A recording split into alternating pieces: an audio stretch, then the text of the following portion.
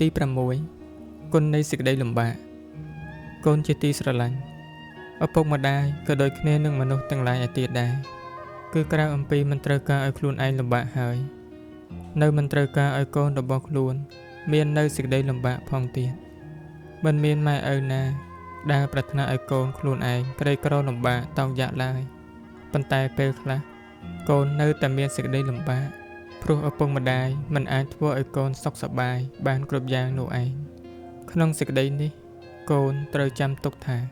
សេចក្តីលំបាកនោះវាមិនមែនអាក្រក់មានពឹសកាយសាហាវធ្វើឲ្យមនុស្សយើងទុកលំបាកទៅតែម្យ៉ាងនោះទេបើយើងសម្លឹងមើលក្នុងការសិក្សាឬក្នុងផ្នែកមួយផ្សេងទៀតសេចក្តីល្អ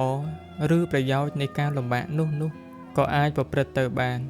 គឺសេចក្តីលំបាកធ្វើឲ្យមនុស្សយើងរឹងប៉ឹងមាំមួនខ្លាំងឡើងធ្វើឲ្យមនុស្សយើងពូកែគិតនិងធ្វើឲ្យបានជាអ្នកធំទៀតផងប្រៀបដូចដែកដែលគេដុតឲ្យរឹងដូច្នោះឯងហើយការលំបាកនោះគឺការលំបាកប្រដៅមនុស្សយើងឲ្យពូកែក្នុងការជួយខ្លួនឯង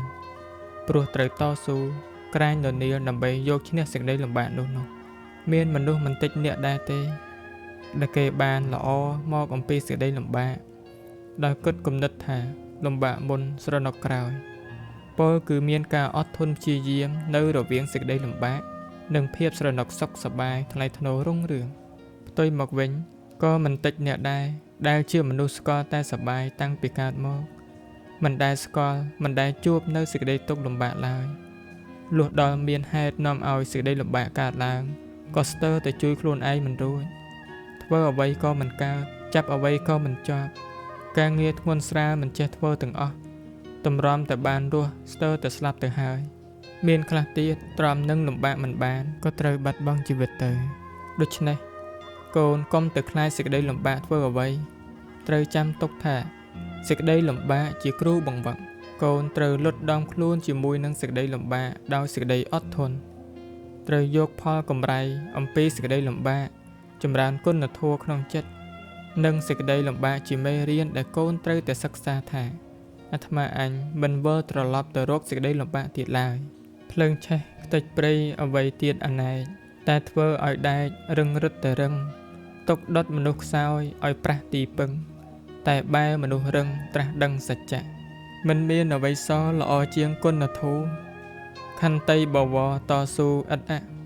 ទឹកតែមួយផ្តិលត្រឹមសើមប្រឡាក់ព្យាយាមដងចាក់ដាក់ពេញអាងធំវីរោប្រែថាអ្នកខ្លាអង្អាចទុកខ្លាំងមិនខ្លាចព្រោះអាចផ្សំគុំព្យាយាមខន្តីបញ្ញាអប់រំឈ្នះអស់ទុកធំជួបជុំគុណកប់លទ្ធផលការងារជាតម្លៃមនុស្សធ្វើការដោយព្យុះជំរុះអភ័ព្វជំនះឧបសគ្គប្រចាក់កំណប់គុណធម៌ជាទ្រព្យជាប់តាមជីវិតមនុស្សដែករឹងប៉ឹងតែមិនរឹងរូសព្យាយាមជំរុះមានអ្នកក្នុងចិត្តទន់កាយវាចាមេត្តាមានពិតតែរឹងប្រព្រឹត្តសុចរិតដោយដែកសូមអនុមោទនា